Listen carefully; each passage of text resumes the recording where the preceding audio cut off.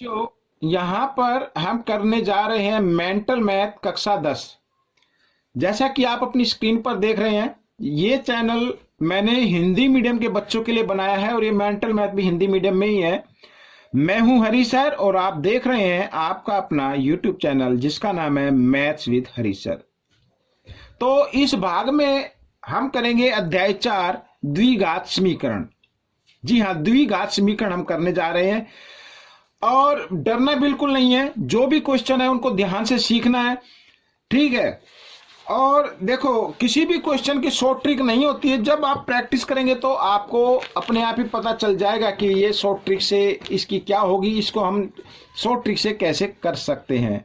कुछ क्वेश्चन मैं short trick से कराऊंगा, कुछ थोड़ा बेसिक मेथड से कराऊंगा। देखना, आपको पूरी वीडियो है और पूरी वीडियो देखकर इसमें से सीखना है और दूसरों को भी सिखाना है, ठीक है। आइए करना शुरू करते हैं। देखो क्या कहता है द्विघात समीकरण। इस क्वेश्चन को, इस प्रश्न को हल करने से पहले मैं आपको बताता हूं, जो भी इसके सूत्र हैं, फॉर्मूले हैं, उनको याद करना है आपको, ठीक है, तभी आप इनको कर पाएंगे। तो सबसे पहला द्विघात समीकरण 3x की पावर 2 जमा 8x जमा 2 बराबर 0 का अभिवित कर बताइए। यानी अभिवित कर तो आपके में लिखा होगा प्रश्न में, लेकिन फॉर्मूले में तो डी लिखा होगा, तो डी आपको बताना है। और डी इक्वल होता है, डी बराबर होता है b की पावर 2 घटा 4ac, ऐसे, ठीक है। तो आपको यहां पर ये इक्वेशन लिख लेनी है या उसी में भी कर सकते हैं। मैं तो आपको एक्सप्लेन कर रहा हूं इसलिए मैं लिख के दिखा रहा हूं। 3x की पावर 2 जमा 8x जमा 2। तो पहला तो हो गया a, दूसरा हो गया b और ये c, इस तरीके से। तो यहां पर लिखा है b की पावर 2, तो b क्या है 8 है, तो 8 की पावर 2 घटा 4, a क्या है 3 है और c क्या है 2 है। 8 को 2 बार गुणा करेंगे 64 और 4 तिया 12, 12 दूनी 24, यहां पर आ गया 24। 64 में से 24 घटा दो, आ गया 40। तो 40 आपका उत्तर बन गया इस प्रश्न का। तो है ना आसान, बहुत ही आसान है। सीखकर दूसरों को जरूर सिखाना है ताकि आपकी ज्यादा से ज्यादा प्रैक्टिस हो। बिना प्रैक्टिस के आपको प्रश्न हल करने नहीं आएंगे, ठीक है ना। आइए करना शुरू करते हैं। यहां पर कुछ प्रश्न देखो आपको आते होंगे, लेकिन प्रश्न इस तरीके से दिया जाता है कि आप फंस जाते हैं उस प्रश्न में कि इसमें करना क्या है। अब देखो, जैसे यहां पर k का मान बताइए जिसके लिए द्विघात समीकरण ये दिया हुआ है कि मूल बराबर मूल होंगे, ठीक है ना। अब इसमें भी डी वाला फॉर्मूला आपको अप्लाई करना है, आपका प्रश्न हल हो जाएगा। अब सबसे पहले डी बराबर ये होता है b की 2 घटा 4ac, यही तो होता है। अब यहां पर b क्या है, k है, ठीक है। तो माइनस k की पावर 2 घटा 4 और a क्या है, यहां पर a है बच्चों 2 और c क्या है, k है, बराबर 0 रख लीजिए। k को 2 बार गुणा करेंगे तो जमा का हो जाएगा, k की घात 2 आ जाएगी और 4 दूनी 8, 8k हो गया, इस तरीके से बराबर 0, ठीक है। अब यहां पर इसमें से k कॉमन ले लो, दोनों में ना k, तो k कॉमन ले लिया, वो बेनिस्ट हो गया। अब यहां पर बच गया k घटा 8 बराबर 0। अब इस k की वैल्यू तो 0 आ रही है और इस k की वैल्यू घटा 8 है, बराबर के निशान से इधर आएगा तो जमा 8 हो जाएगा। यानी जो k की वैल्यू आएगी, एक तो 0 होगी और एक होगी 8। तो ये प्रश्न भी आपका हल हो गया। बहुत ही आसान है इनको हल करना, सिर्फ आपको अभ्यास करना पड़ेगा।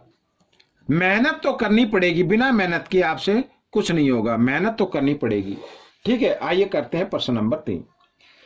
k के किस मान के लिए x बराबर 2।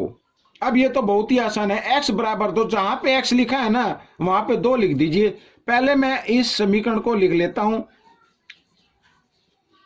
बराबर 0, ठीक है। अब x की जगह आपको लिखना है 2, तो k यहां पर 2 की घात 2 जमा 2 गुणा 2 घटा 3 बराबर 0, ठीक है। अब 2 दूनी 4, तो 4k हो गया, 2 दूनी 4 और यहां पर घटा 3 बराबर 0 हो गया। अब देखो 4 में से 3 घटाना तो 1 आ जाएगा, 4k जमा 1 बराबर 0 और k का मान निकाल लीजिए। जमा 1 इधर आकर घटा 1, ठीक है, और 4 इधर गुणा में इधर आकर ये भाग में, तो ये आपका उत्तर बन गया। तो इस तरीके से ये प्रश्न भी आपका हल हो गया। आइए करते हैं प्रश्न नंबर 4। मैंने पहले से लिख के रखे हुए हैं, ये देखिए। तो प्रश्न नंबर 4 समीकरण, ये समीकरण दिया हुआ है 2x घटा 4 पूरा ब्रैकेट है, फिर बाहर जो घात 2 है बराबर 64 हो में x का मान बताना है। आइए करना शुरू करते हैं। तो सबसे पहले आपको क्या करना है, पहले तो ये जो समीकरण लिखा हुआ है इसको मैं यूं का यूं लिख लेता हूं ताकि आपको मैं अच्छे से बता सकूं। अब देखो, फंसना बिल्कुल नहीं है, ध्यान से देखना ना, वीडियो को स्किप करना है। आप सभी बच्चे वीडियो को स्किप कर देते हैं और फिर समझने से वंचित रह जाते हैं। अब यहां पर ये घात 2 है, इस घात 2 को हटाना है, तो बराबर के निशान से इधर ले आओ, और जब ये इधर वर्ग है इधर आकर ये वर्गमूल में बदल जाएगा, तो इस तरीके से। और जब इधर आएगा तो आपको जमा घटा का निशान लगा देना, इस तरीके से कर देना है, ठीक है। यानी 64 का वर्गमूल होता है जमा घटा 8, ऐसे 64 का वर्गमूल 8 होता है, जमा घटा ये, यानी घटा 8 भी हो सकता है, जमा 8 भी हो सकता है। अब 2x बराबर जमा घटा 8, और ये घटा 4 है, इधर आकर ये जमा 4 होगा, और 2 इधर गुणा में इधर आकर ये भाग में हो जाएगा, तो जमा घटा 8 जमा 4 भाग 2। अब क्या करना है, अब एक बार जमा 8 ले लीजिए, 8 और 4 12, 12/2, और एक बार घटा 8 ले लीजिए, घटा 8 और जमा 4, घटा जमा घटा होते हैं, 8 में 4 घटाएंगे 4 आएगा, लेकिन बड़े नंबर के सामने घटा का निशान मानेंगे तो घटा 4 और बटे 2, 2 एकम 2, 2 छिक 12, 2 एकम 2, 2 दूनी 4, तो एक तो मान आ गया x का 6, एक आ गया घटा 2, ठीक है। ये प्रश्न भी आपका हल हो गया। अब करते हैं इस भाग का आखिरी प्रश्न। अब देखो, k के किस मान के लिए समीकरण है। अब इसमें k का मान बताना है कि ये जो समीकरण दिया हुआ है कि मूल एक दूसरे के व्युत्क्रम होंगे। अब व्युत्क्रम होंगे यानी हम इसमें मान लेते हैं, माना पहला मूल, मान लो पहला मूल है यहां पर a मान लेते हैं, a। दूसरा मूल है व्युत्क्रम है, तो 1/a मान लेते हैं। अब k का मान निकालना है। हमारा जो समीकरण है 3x की 2 घटा 10x जमा k बराबर 0, और a b c, और k जो लिखा हुआ c पर लिखा हुआ है। यानी कि अगर हम मूलों का गुणनफल करें, मूलों का गुणनफल, तो मूलों का गुणनफल होता है c/a, यही तो होता है। अब यहां पर c मैंने क्यों लिया, क्योंकि k का मान ज्ञात करना है और k c पर लिखा हुआ है। अगर b पर लिखा हुआ होता तो फिर हम गुणनफल नहीं, क्योंकि गुणनफल में तो b नहीं आएगा, मूलों का योगफल लिख लेते हैं। ये जरूर ध्यान से सीखना है।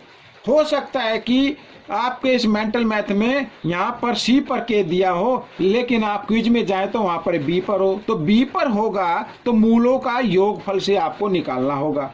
आइए, मूलों का गुणनफल यानी हमने जो गुणनफल लिया था वो तो 1 गुणा दूसरा गुणनफल, इस तरीके से, और बराबर c क्या है हमारा k, और a क्या है बच्चों 3 है, तो a की जगह 3 लिख देना है। अब a से a कट गया यहाँ पर, तो 1 बराबर k/3 आ गया, तो 3 को 1 से गुणा कर दे। कहने का मतलब है आपका जो उत्तर बनेगा k बराबर 3 आ जाएगा। ये आपका उत्तर बन गया। ये प्रश्न हल हो गया। आपको ये प्रश्न कैसा लगा मुझे जरूर बताएं। इसमें से सीखकर दूसरों को जरूर बताना है, और अच्छी वीडियो लगी तो इसे लाइक करना बिल्कुल ना भूलें। सब्सक्राइब जरूर से जरूर कर दे बच्चों, आपको ऐसा करने से हमें मोटिवेशन मिलता है। तो लाइक करना बिल्कुल ना भूलें, और आपके कमेंट्स के ऊपर जो भी कमेंट करेंगे उसके ऊपर वीडियो बनाई जाएगी। मिलेंगे अगले भाग में, तब तक आप इस वीडियो को देखते रहें। धन्यवाद।